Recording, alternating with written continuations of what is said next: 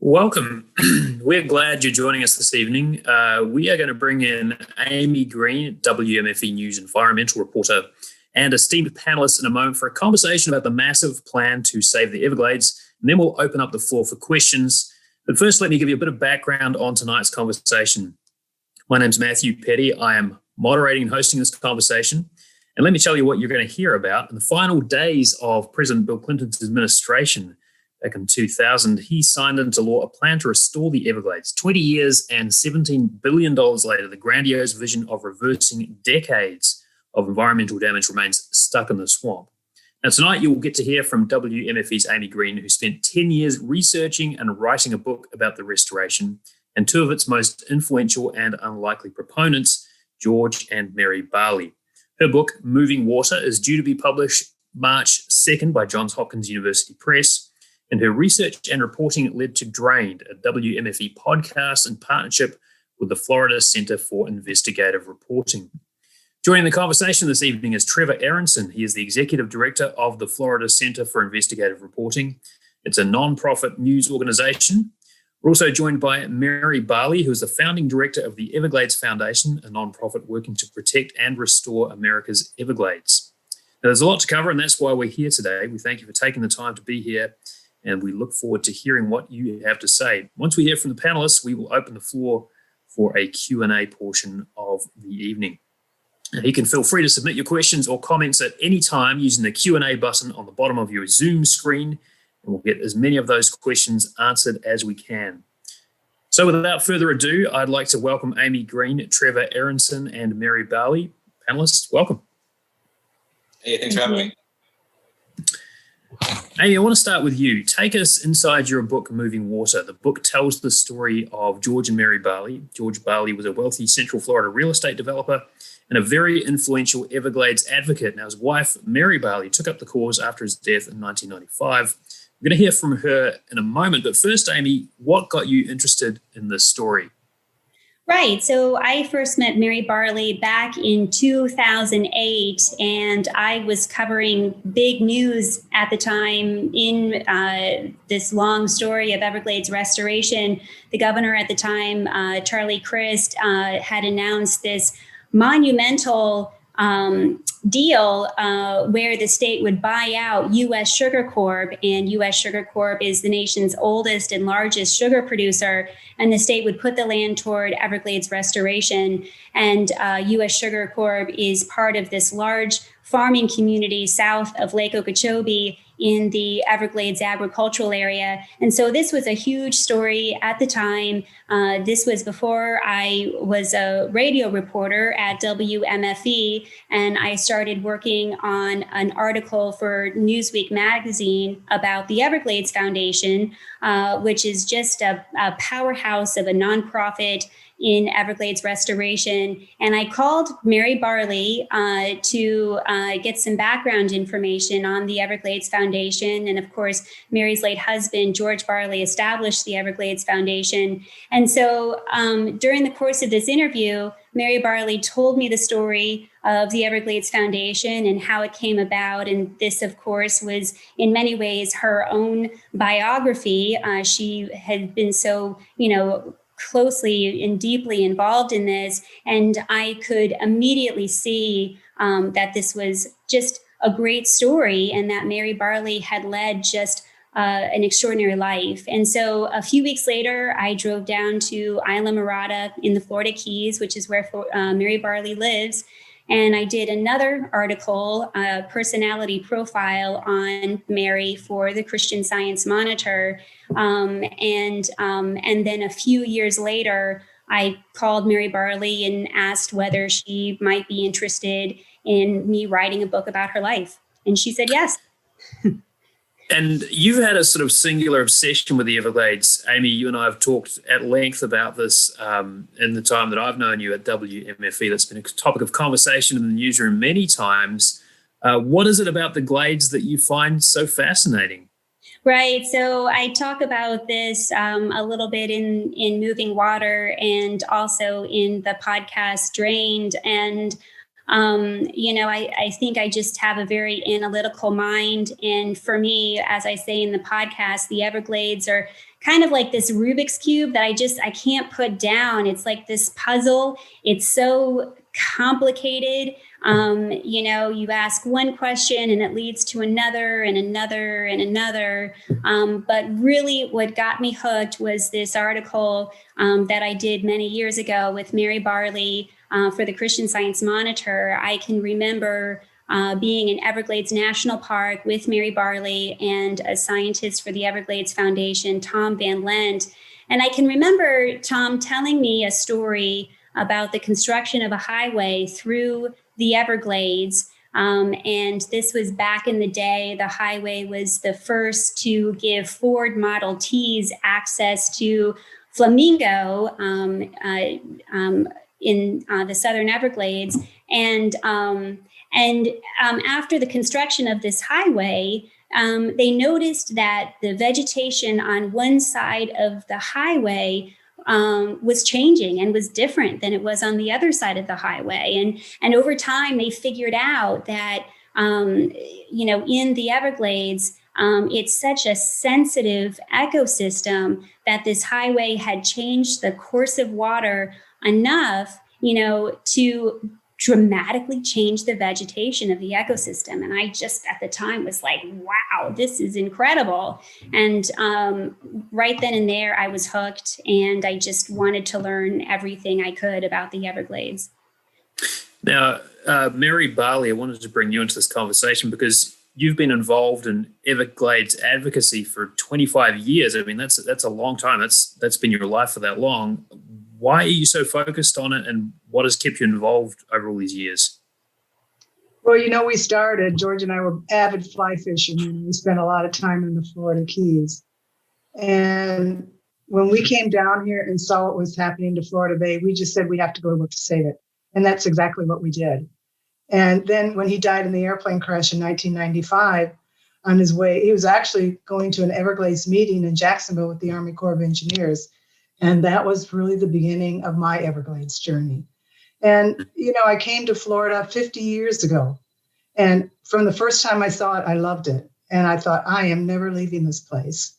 And Florida Bay is still my favorite place. And I'm committed. I'm just committed to the Everglades. I always have been. I always will be.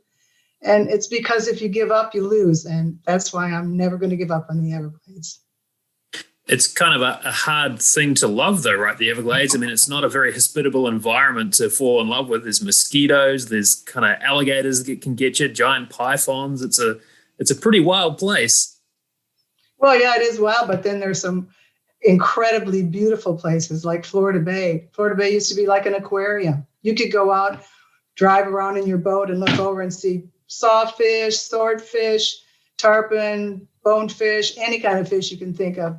There's 2,000 species here in the Everglades. You can, there's photography, you can hike, you can bird, whatever you want. You can python hunt even, right? So whatever you want to do, whatever is your favorite hobby and whatever makes you happy, you can go to the Everglades and you can find it. But it's also, don't ever forget your drinking water too. Right. So a critically important ecosystem, as Amy pointed out, and important for the health and security, I guess, of all Floridians. I want to continue this conversation, about the book, Mary Barley. But just before we do, let me pivot back to Trevor Erinson for a moment. Trevor, a lot of what you do with the Center for Investigative Reporting is you're investigating kind of the things that people are doing, events. Is it interesting to work on a project where the main character is a place rather than a person? Yeah, I mean, telling the story of a place or a non-human being is obviously challenging from a narrative perspective, right? And I think that was the challenge Amy had in this podcast, in this book, certainly. But I think, I think you can, I think what Amy tried to do, and I think where we succeeded to some degree in the podcast, is kind of showing that despite not being a person, the Everglades is this kind of character in itself, right? It's this enormous ecosystem with this crazy story of like wildlife, including invasive wildlife, like the pythons that Mary mentioned. And I think it's just this, iconic symbol of Florida. But I also think, and the reason I think Amy's reporting is so important is that, I think for a lot of Floridians, they obviously know of the Everglades, but they don't really know what the Everglades truly is and what restoration has meant. And I say this as a native Floridian. I remember going on Alligator Alley on road trips with my parents when it was like one lane each way. And so I've been for all of my life familiar with the Everglades, and I'm also well read, and I've read all these stories about Everglades restoration. But I have to admit, when I started talking to Amy about this project and doing her reporting as a podcast, I really felt like I don't know like what it means to restore the Everglades, right? Like I've read a bunch of stories about it, like what does restoration look like, and how are we restoring it, and how of the ways that we've changed the Everglades are we doing now to change it again? And I think that's where Amy's reporting is really important, because I think so many Floridians take for granted that they know a lot about the Everglades, and I think actually very few of us really do. And it's such an important ecological system that I think Floridians really should know more about it. And I think Amy's reporting on this subject is a way of kind of educating a lot of Floridians about this hugely important part of Florida that they probably don't know as much about as they think. Mm-hmm. Well, let me come back to you for a moment, Mary Barley. What is it like having somebody write a book about your life? Well, I think it was pretty terrifying. It was very overwhelming. And but you know what? There's so many other people who deserve to be thought of and are responsible for making this restoration happen. It's not just me. It's about all of us, Amy included, who make a big difference in as we move forward and how Everglades restoration will be when it's finished.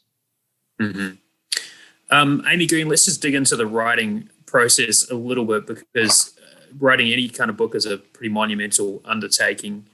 And you spent 10 years working on it, researching it. What did you learn about it in the course of writing Moving Water?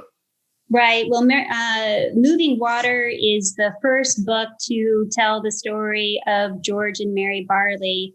And George Barley was just this dynamo of an Everglades activist who, at the time of his death, his stature was, probably on the level of the Secretary of the Interior at the time. He just was a torpedo on the issue. And he was really the first activist who was able to bring real resources to the table. Before George Barley, there were many people engaged on that issue very passionately, but no one really with the deep pockets to go toe to toe with other political interests, like, sugar growers, big sugar, as we say in the political parlance, who were just extraordinarily powerful in the legislature and Congress, and who many saw as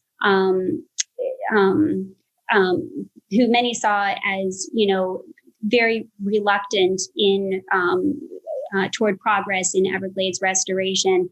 George Barley, as you said, Matt, was a wealthy real estate investor in Central Florida, very politically connected, and he was really the first who was able to bring those resources, bring those connections to the table on behalf of the Everglades. And unfortunately, he died very tragically in a plane crash in 1995. And after his death, Mary Barley, within weeks, really, took up his cause, and in 96 engaged in a ballot initiative that was aimed at taxing sugar growers to raise money for Everglades restoration. And at the time, this was a political campaign that was the most expensive in Florida history. And in some ways it succeeded, and in some ways it was not successful. And today, Mary Barley remains very influential and very involved through the Everglades Foundation and the Everglades Trust, which you may remember the Everglades Trust gave Governor Ron DeSantis a very critical endorsement as he ran his campaign for governor on an environmental platform. Excuse me. Were you going to ask a question? I didn't mean to move on. I just was going to add, Moving Water also is the first book to really document the influence of Paul Tudor Jones in Everglades restoration. And Paul Tudor Jones is a very, very wealthy real estate investor, or excuse me, he's a Wall Street tycoon, really. And he was George Barley's best friend. And he almost single-handedly funded a lot of this very important political work back in the 1990s, the 96 ballot initiative that Mary Barley led, and almost single-handedly funded Audubon's first Everglades position in South Florida. Paul Tudor Jones did this while really shying away from media attention. And so that is another aspect of Everglades history that many people may not be aware of. Right. And I'm sure as a writer and reporter, somebody who has that much influence but is a little bit media shy, I mean, that's going to be an interesting subject to write about. Speaking of investigations, Trevor Erinson, let me bring you back into this conversation. I mean, this is not the first project that you have worked with Amy Green on. You've worked on stories about the influence of the sugar industry in Florida before. I'm wondering, just as you watched Amy work on this particular project through the years, reporting on the Everglades, what have been some of the most surprising things that have come to light for you about this place in South Florida? Yeah, I think the first project we worked with Amy on was maybe 2012 or 13. And it was about money, Big Sugar's political influence through contributions, right? And again, I think this is another aspect of Florida that Floridians don't fully appreciate, which is the size and vast wealth of Big Sugar in the United States, and its willingness to put that wealth behind its political purposes and business causes. And so I think I think what's interesting about the Everglades, and I think a lot interesting about Amy's reporting, is that it isn't just this story of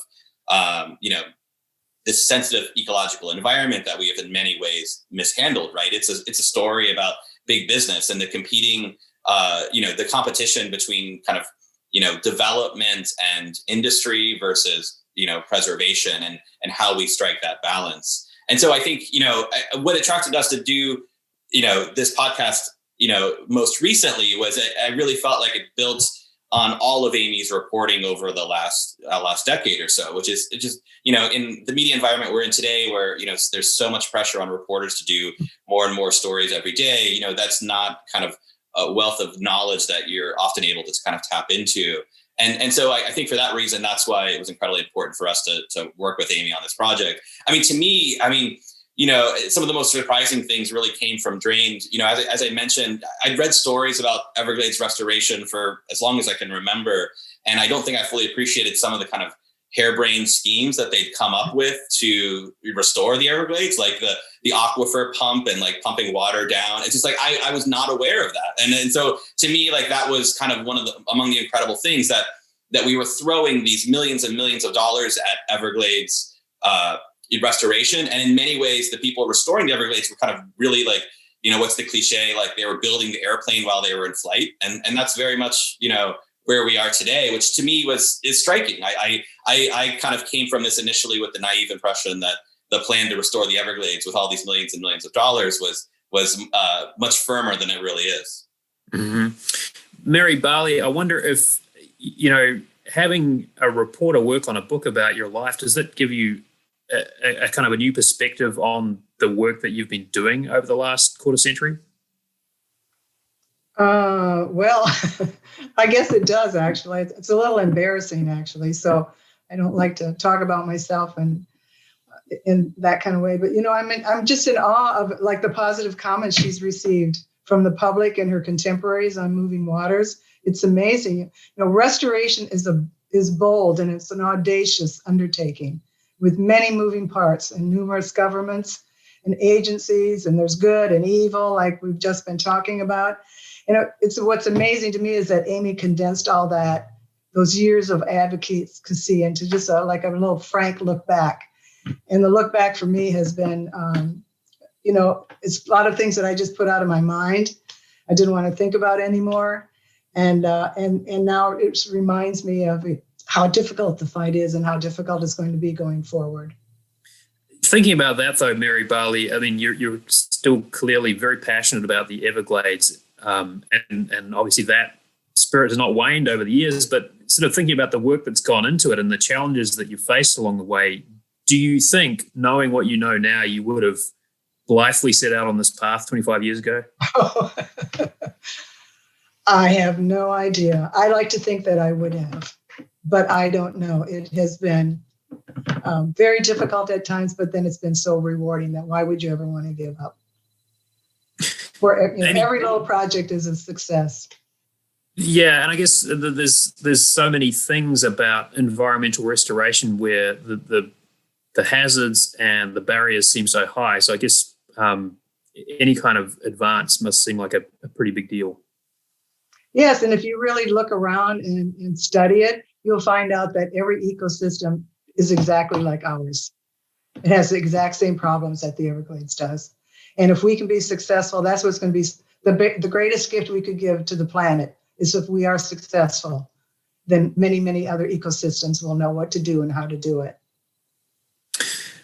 Amy, when you came back from the reporting that you'd done on your book, you essentially had a list of questions. You had kind of like a notebook full of ideas. And, you know, in the newsroom, we like to bounce ideas off each other. And I remember distinctly having one conversation with you where you essentially just presented me with a list of things about the Everglades. And you're like, I want to do more reporting on this. Let's do a project. Just kind of walk us through what that process was like. Right. So, you know, my deadline for my manuscript was December 31st, 2019. And so 2019, I was writing pretty furiously. And by the end of that year, I was writing like I have never written in my life. And there was a moment when I was on deadline with the book and I was, you know, researching all this Everglades restoration stuff, and it's very complicated. And I was making a million phone calls, and I stopped, and I thought, this is really messed up. And I stopped and I made a list of all the ways that Everglades restoration is messed up, kind of, you know, like climate change and some other things. And just a few weeks after that, I listened to a podcast from a very fascinating podcast from the Kentucky Center for Investigative Reporting and Louisville Public Radio called The Dig. And that's how I got the idea for Drained. And so we ended up doing a 4-episode miniseries podcast timed to drop in December 2020, which is the 20-year anniversary of Everglades restoration being signed into law. And each episode looked at a component of Everglades restoration. We did one on water storage, one on flow, climate change, and water quality. And so that was how that came about.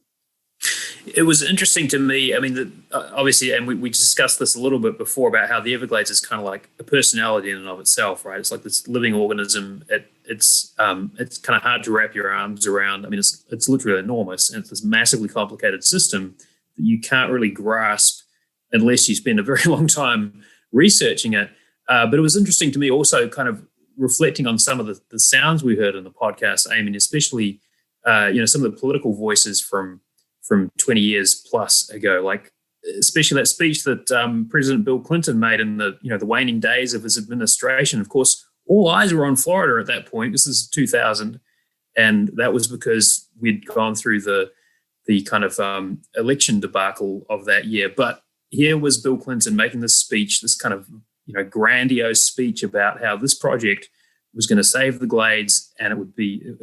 He sort of referenced other natural wonders across the United States. And it's interesting to reflect how far we've come in those 20 years and just how intractable in some ways the problem is. I mean, all the money that's been poured into it, and there's still much more work to do. Do you kind of have a sense, Amy, having spent this time reporting on it, that you feel like you know where this project is headed and what the next chapter might be?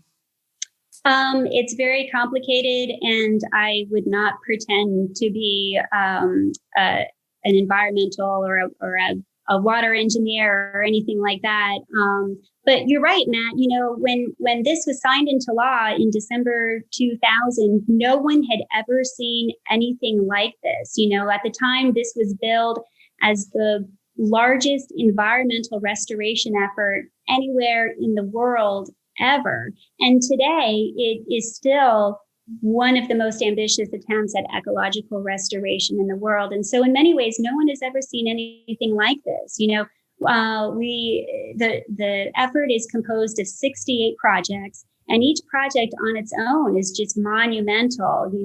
One of the most important projects is Reservoir south of Lake Okeechobee, and that plan has been altered a little bit through the years, but when construction first started on that reservoir, it was going to be the largest reservoir of its kind in the world.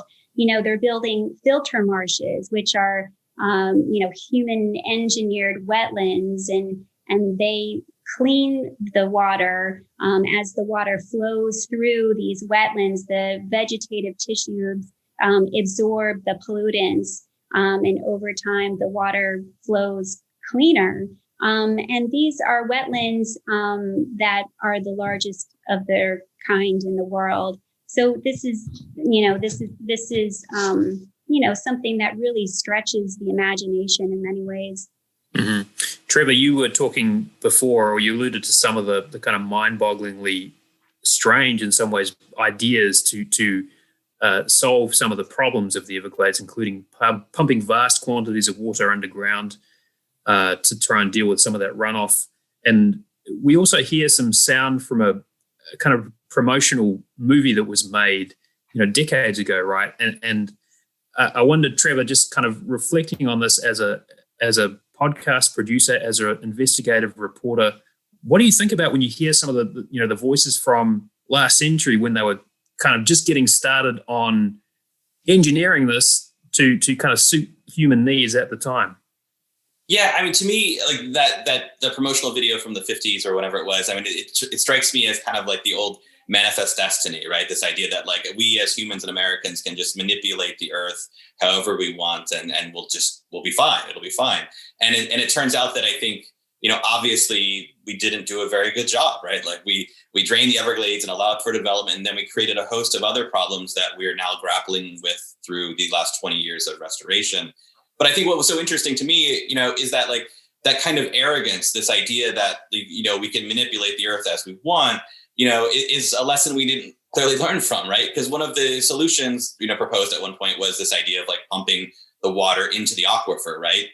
Damn the consequences kind of thing, even though, that would have kind of clearly risked the drinking water quality of the aquifer itself, right? And so, I mean, I don't, just like Amy said, I don't pretend to be an environmental engineer or someone who, knows what that answer is. But I was just struck by, how badly, how many terrible problems we created through draining the Everglades, and that in many ways the solutions that we came up with, raise questions about even worse problems that we might have in the future, or similar, or whether that we were just trading one problem for another. And to me, that was really fascinating. I mean, I understand that this is a terribly complex problem, and it's difficult to kind of boil it down and point out some of these absurd plans. But at the same time, it's clear that, we really haven't fully learned the lesson of, maybe we shouldn't mess with the environment as much as we did. Right. Yeah, it's interesting. I mean, I feel like you don't need to be an environmental engineer. I mean, obviously that would help to kind of give you a sense of just exactly what's going on here. But we're all living in Florida, right? We're residents of the state. And I think the thing that struck me, one of the things that struck me about the podcast, having kind of come to the end of the project and listening back to it, is this really does affect everyone. I mean, you don't have to even live in South Florida to know that there is going to be some impact from what happens in the Everglades, whether it's restoration, whether it's, if plans don't go quite right, because people keep moving to Florida, there's going to be a need for water, and that need is not going away. And, what happens in the river of grass, whatever happens in the next 10, 20 years, is going to have an impact on all of us. Yeah, I mean, I think, what's fascinating to me, obviously, is that, I think anyone who's paying attention understands that Florida is in a very precarious, situation with climate change, right? And the conversation that is often talked about, which is important, is sea level rise and what areas of the state will be habitable in the long term and how we can mitigate all of this. But the secondary conversation, which is this deals with it, which I don't think is happening enough, is what is the drinking water supply going to be like? How is climate change going to be affecting that? There may still be many patches of land to live on in Florida, but what we'll be doing for water at that point? And again, which is why I was like, my mind was so boggled by the idea of like pumping dirty water into the aquifer, right? Like, well, that's your idea for saving it? I mean, because you're, essentially kind of creating another problem. But you're right. I mean, I think, this gets us the larger conversation of climate change, but, I think, the Florida's ecosystem is so interconnected that these programs are really something that we should be paying attention to when we think about like the future habitability of our state. Mm-hmm. Mary Barley, just thinking about that 20-year mark since the Everglades Restoration Plan was signed into law, what's your take on where we are now? And I'm wondering too, do you reflect on what George Barley would think about all of this? Well, I think where we are now highlights how dysfunctional and transactional our government is.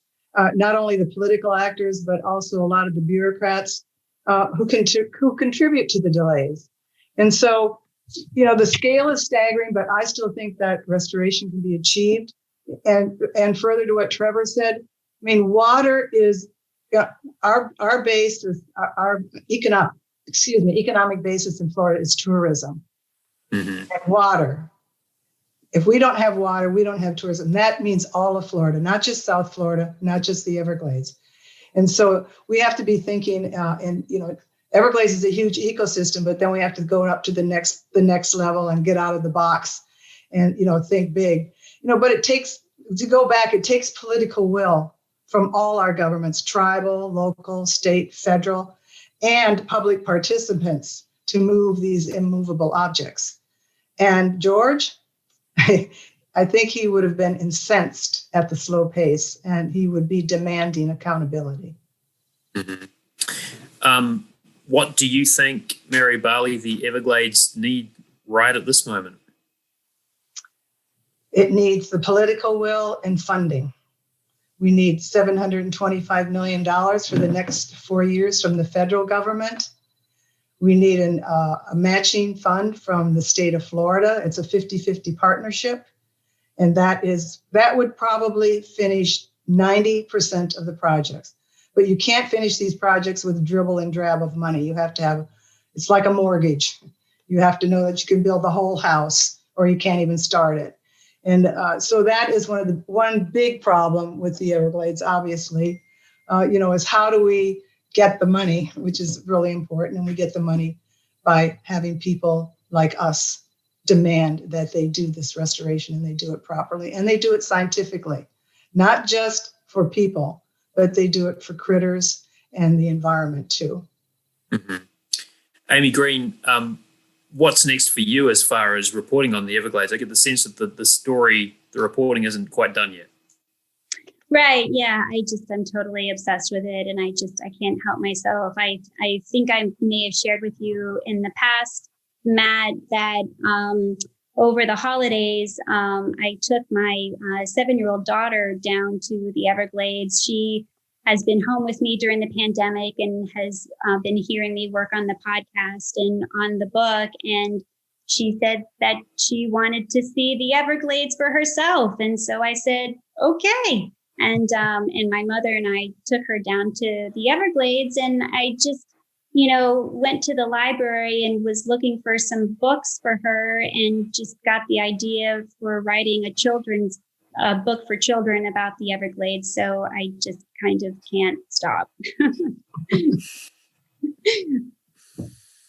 So we are going to open up the floor for your questions and comments. Now you can submit through the Q&A button at the bottom of your Zoom screen. We are going to answer as many of those questions as we can. First question comes from Joshua Hurton. I'm pronouncing your name right there, Joshua. And the question is, what role do we see the Everglades playing with climate change? Which of our panelists would like to grab that one. Well, it's a big carbon sink. And so if we do it right, and what we're doing now is wrong, because now we're, the carbon is being released astronomically, because peat is a big carbon sink. And so if we don't take care of it, and the only way you can stop that is by having it have the water flowing back where it does not dry out. And of course, when it dries out, we have fires, which is another carbon problem. So it is if you really think about it, millions of acres, where are you going to find millions of acres for a carbon sink? And that's not including Florida Bay and the ocean, the Gulf and ocean side of it, because seagrasses are big carbon sinks too, and so are mangroves. Mm-hmm. Amy, you've done quite a bit of reporting on sort of land purchases and how some of that's factored into this as well. Is that the way to go? Is it just a matter of state government buying up land? Yeah, in some ways, I would add to the climate change question. We get into this in the podcast a little bit. One thing that we're seeing in the Everglades is a literal collapse of the Everglades as saltwater intrusion. As saltwater is flowing deeper into those freshwater marshes, it's causing those freshwater marshes to collapse. And what's left behind is patches of open water. And so what you're seeing in the Everglades is land loss. And this is important because, as Mary said, the Everglades is an extremely important carbon sink. It also serves as a natural buffer against hurricanes, protecting inland structures from the destructive forces of hurricanes as they come ashore. And then obviously the problem of, land loss. And so one thing that's happening now, or one thing we're learning with Everglades restoration, is that when Everglades restoration was approved back in 2000, if you can think back to 2000, climate change seemed a little less urgent then than it does now, especially in South Florida. And so Everglades restoration was based on historical environmental patterns in the Everglades. Well, we now are learning that as we go about Everglades restoration, we need to plan for future changes in South Florida. And so there is an effort to change Everglades restoration in some ways, or update it to account for these changes that we're seeing with climate change. Mm-hmm. Trevor, I wanted to just check in with you because, as a reporter and editor, you're sort of thinking, one tends to think about, how do we tell a story that makes sense to people? A story as big and complex as climate change can be a little bit hard to give people a sense of perspective on, right? How do you approach this, and how do you feel like the Everglades factors into telling the story of climate change? Yeah, so climate change is such an enormously complicated topic that sometimes the best thing to do when you're trying to tell that story is to kind of slice off the pieces that are manageable to tell. And then, separately, there's always the kind of story to be told about how, politicians and policy are confronting with climate change. I do think, as part of, I think the Everglades really should be part of a larger kind of national conversation about climate change in a way that I don't think we've had, but there have been hints at that. So, as a kind of reminder, in 2015, my former colleague here at FCIR, Tristan Corton, reported on how the Rick Scott administration had banned the use of global warming and climate change. And what was notable was that, within weeks, I think, President Obama had flown down to the Everglades and gave this long speech on why it was important for governments and politicians around the world to confront climate change and use the Everglades as his natural backdrop. And I think, since then, I don't recall kind of the Everglades being such a focal point of a national conversation about climate change. But I think, Amy's podcast is kind of a part of kind of helping to establish that, I think, since then, which I think as we talk about climate change more in Florida, we shouldn't just restrict it to, hey, Miami Beach is flooding, right? That's the story we always hear. In fact, climate change is affecting all parts of the state in ways that many people don't appreciate. And the Everglades in particular is being affected. And so, even though climate change as this topic is this hugely complicated thing to talk about. I think as reporters and journalists, we can take these smaller stories and use that as a way of talking about the larger issue. And I think that's really the only kind of way to tackle it in a kind of sensible way. Yeah, I don't know if this is a climate change story or not, but I'm always kind of amused a little bit by the notion that there is a hockey team in South Florida called the Everglades. I mean, it's a great name for a team, but also too, just the notion of people playing hockey in Florida seems a little bit counterintuitive to me. No offense to Tampa Bay listeners, of course. Question coming in as well here. How has the Army Corps of Engineers contributed to the decline of the Everglades, and is their current involvement good or bad? Amy Green, you've done quite a bit of reporting on the Army Corps of Engineers and their work in Florida in terms of water management. What's your take on this? Right. So we talked earlier during the discussion about this historic film called Waters of Destiny. And for people who are familiar with Everglades history and restoration, this is a very infamous film, which it's a film that came out, around the 1950s. And it was a film, it was a propaganda film, basically, about the U.S. Army Corps of Engineers, this massive effort underway at the time to, kind of take control of the Everglades after a series of very tragic hurricanes had come through the state and killed a lot of people.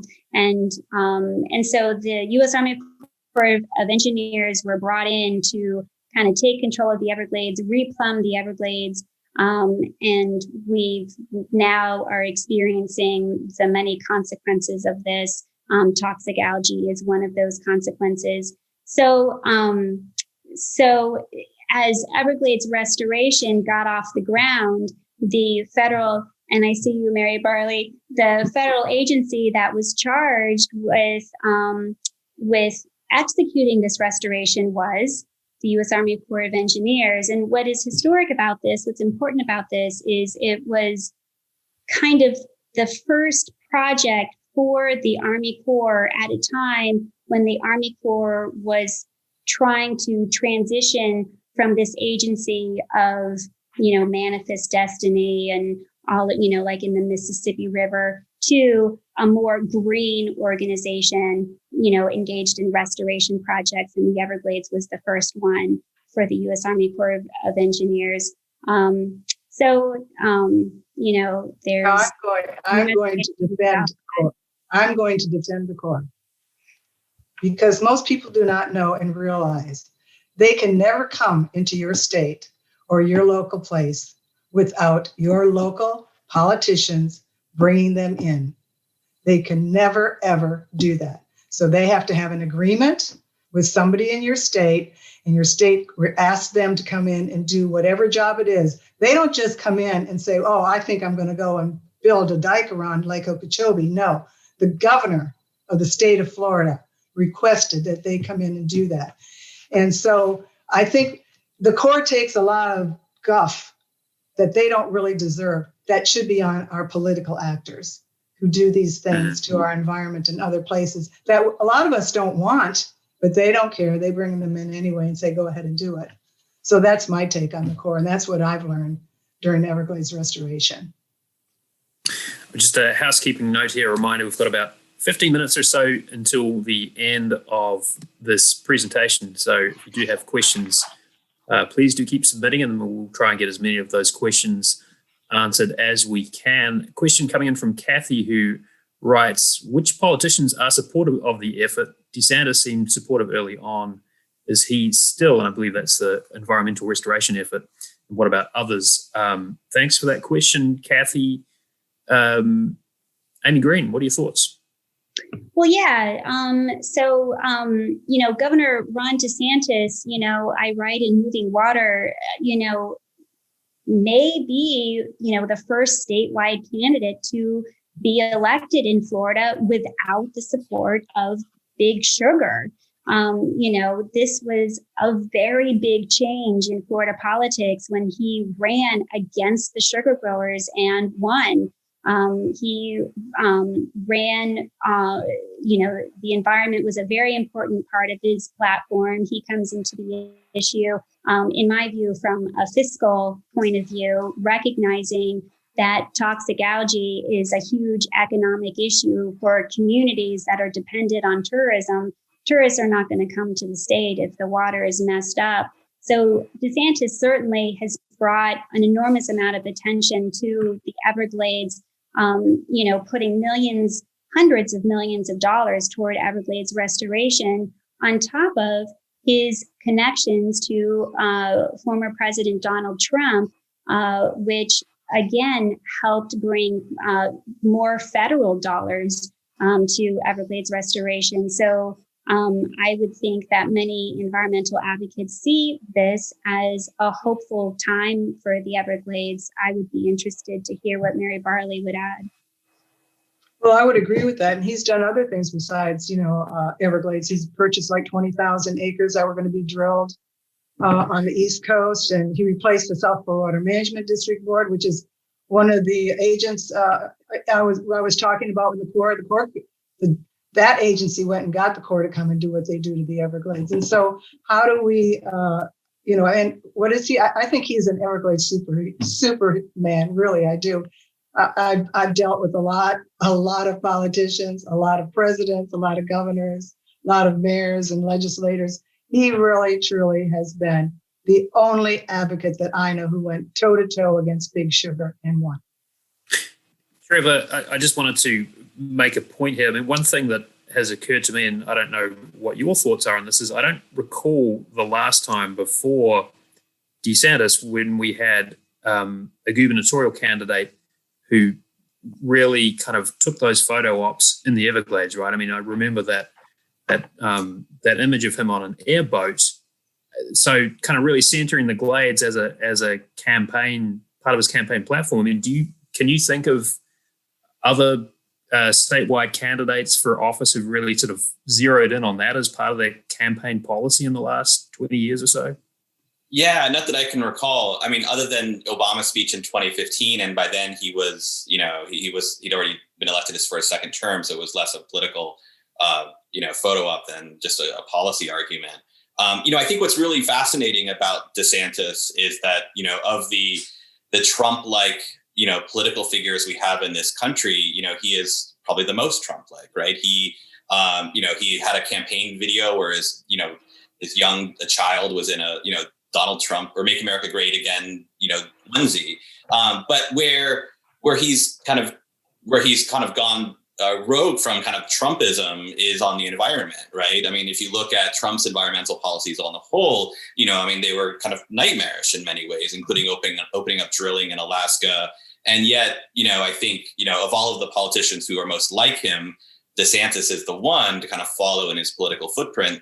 But I think DeSantis was smart enough to realize that, the environment is critical now for getting elected, which does show this shift. It shows both like a political realignment that, traditionally it had been Democratic politicians pushing for environmental preservation while Republicans pushed for business expansion. And I think now you're seeing, in DeSantis, the realization that, supporting the environment has a huge political upside, so much so, as Mary Barley pointed out, that, it makes it worth going against Big Sugar, which for decades, so many politicians in Florida refuse to do.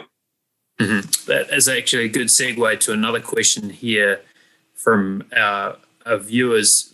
Where do we stand with the U.S. sugar company's involvement in the solution? Mary Barley, what is the role of U.S. sugar in a solution to Everglades restoration? Well, they're not. The whole thing about Big Sugar is, they're the evil in the Everglades. That's just the bottom line. Their whole purpose is to stop Everglades restoration and delay it in any way that they can. And that's what they have done for 20 years.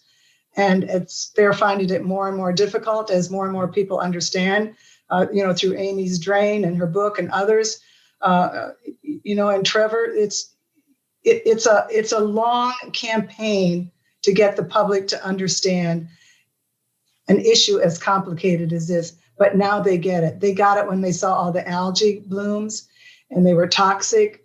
They got it when we're having all these hurricanes and they're Cat 5s.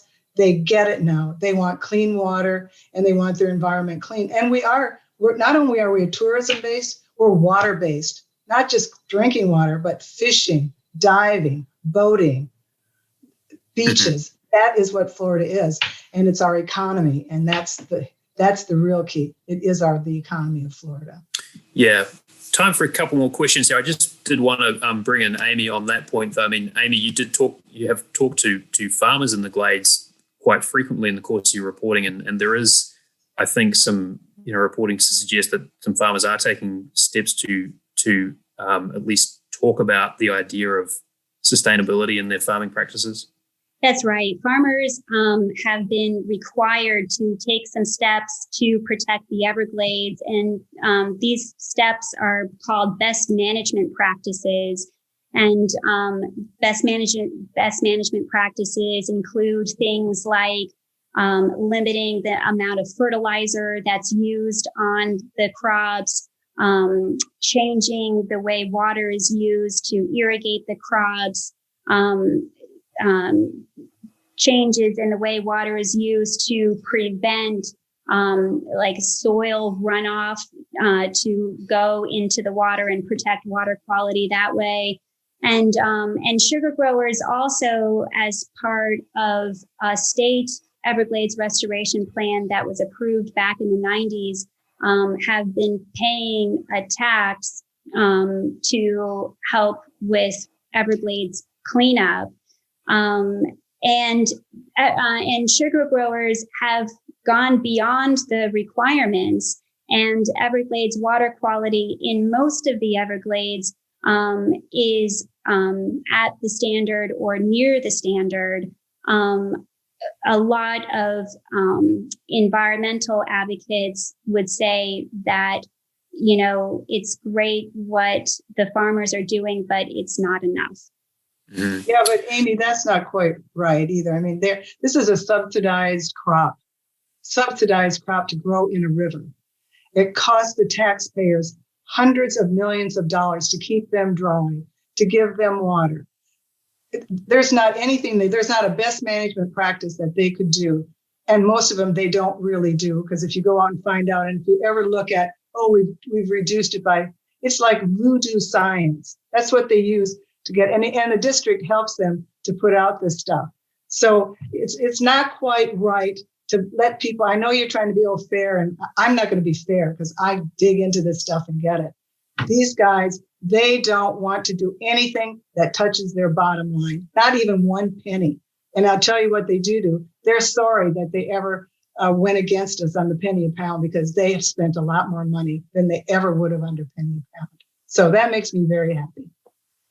I want to bring in a question here, and this will probably be our last question before we wrap up, but there will be some details for how to contact Amy Green and the other panelists if you want to keep the conversation going. But Erin writes, I have a student in 8th grade who wants to go into environmental science. What could she do during her high school years to not only set her on the path to join the field, but is there something she could do as a project to break into the field before she even graduates? That's a pretty comprehensive question. Mary, would you like to try answer that? I have no idea. I mean, I'm sure there are science groups within their schools that they can join, and do projects that take them to nationals and even go globally with if they win. So there's many things like that I know. And I know that we also have Everglades Literacy. And if your school isn't in the Everglades Literacy program, get in touch with us, because it's a fantastic, and it is a STEM program. And I'm sure she would probably love it if her school would adopt it. One more bonus question, because I think this kind of wraps it up quite nicely. Jeannie writes, what can little people do to help? Yeah, I think, just, paying attention to the issues, reading the news, listening to the news on WMFE 90.7, just paying attention to what's happening and staying engaged with your political leaders. Make sure your political leaders know how you feel and what's important to you. And there are so many great organizations involved in these issues, like the Everglades Foundation, the Everglades Trust, Audubon is another one, doing just great work on these issues that could certainly use your support and your help. Well, that's going to do it for today's program. I'm Matthew Petty, and on behalf of tonight's panelists, WMFE and FCIR, I want to thank you all for your time. Thank you also, of course, to our panelists, WMFE environmental reporter Amy Green, Trevor Erinson, Executive Director for the Florida Center for Investigative Reporting, and Mary Barley, Founding Director of the Everglades Foundation. Thank you all so much for your time this evening. Now, you can connect with Amy Green at agreen@wmfe.org or on Facebook and Twitter. You can also order her book at Johns Hopkins University Press, Amazon, or Barnes & Noble. And you can find Drained, a podcast about the massive plan to save the Everglades, on Apple Podcasts, Google Podcasts, or Spotify. You can also find it over at wmfe.org and fcir.org. Tune to 90.7 WMFE or 89.5 WMFV next Thursday, March 4th at noon to hear this conversation on intersection. Thanks so much for joining us, giving us your feedback, and for being part of our listener-supported community-based station. If you'd like to make a donation to support our work and to strengthen independent journalism in your community, visit wmfe.org.